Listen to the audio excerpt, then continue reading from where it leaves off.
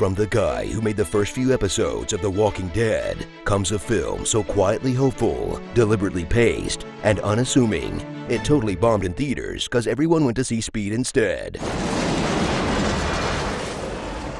What even is a Shawshank Redemption? Sounds like a Southern wrestler's finishing move. And look at this. Oh my God. Look out! Come on! The Shawshank Redemption. Check out number 1 on IMDb's top 250 films list, because the users on that site have barely seen 250 films between them. That's nevertheless a masterpiece that gave dudes everywhere permission to cry their eyes out, and lets every tough guy pretend they'd do time with the quiet dignity of Andy Dufresne, when in reality, they'd be the first fish to crack, then narc on red for a pack of cigs. Officer, that kindly old man tried to give me a rock hammer. I think he's gang affiliated. You gotta get me out of here. Travel back to a time when the prison system locked up innocent men for life, subjected them to physical and sexual abuse, and was more interested in profit than rehabilitation. I need this new highway contract. Wait, how is that different from now? Oh, right. Right. And meet Andy Dufresne, the biggest dork in Shawshank history. And we mean big, as Tim Robbins hides his NBA-level height to make his ass look kickable. He'll spend his life sentence carving chess sets, listening to opera, doing taxes, and correcting people's grammar. Don't read so good. You don't read so well. That all help to cover for his escape plan, because no sane guard wants to do a deep search of the prison mathlete's spank den. Ew. Return to a time when Morgan Freeman was old enough to play a grandfather, but young enough to date a granddaughter. In his brilliant performance as Red, an honest crook who loves two things, his best friend Andy, and narrating his thoughts to no one in particular. I have to remind myself that some birds aren't meant to be caged. Their feathers are just too bright. Wait, is he talking to me? Oh, cool, Red. Let his soothing baritone turn a terrible story full of rape and murder into a poignant story full of rape and murder. Prison is no fairy tale world.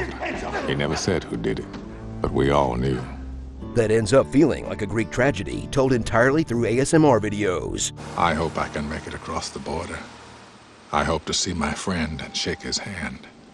I hope the Pacific is as blue as it has been in my dreams.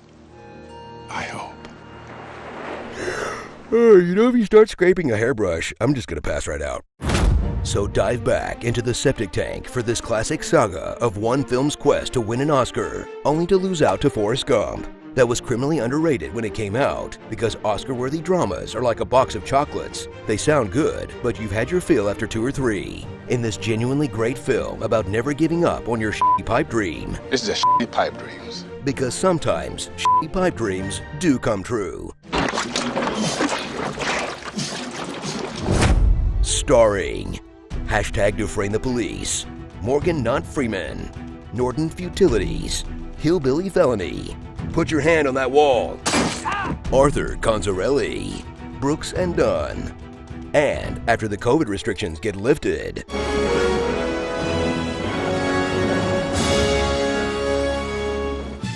Prison Break. So, are we sure Andy didn't kill his wife? We know he was drunk outside her house with a loaded gun, 8 bullets, documented anger problems, 0 alibi, and he never shows any real sadness about her death. Are you the ultimate DC movie fan? Come prove it while winning real money on the Fandom 5 Trivia Show. From Superman to Wonder Woman 1984. Sign up to test your knowledge of live-action DC history. Achievement unlocked. Survive 2020. That's when things got knocked into 12th gear. You know, I have one simple request, and that is to have sharks with frickin' laser beams attached to their heads. These boots are made for walking. Christopher Walking.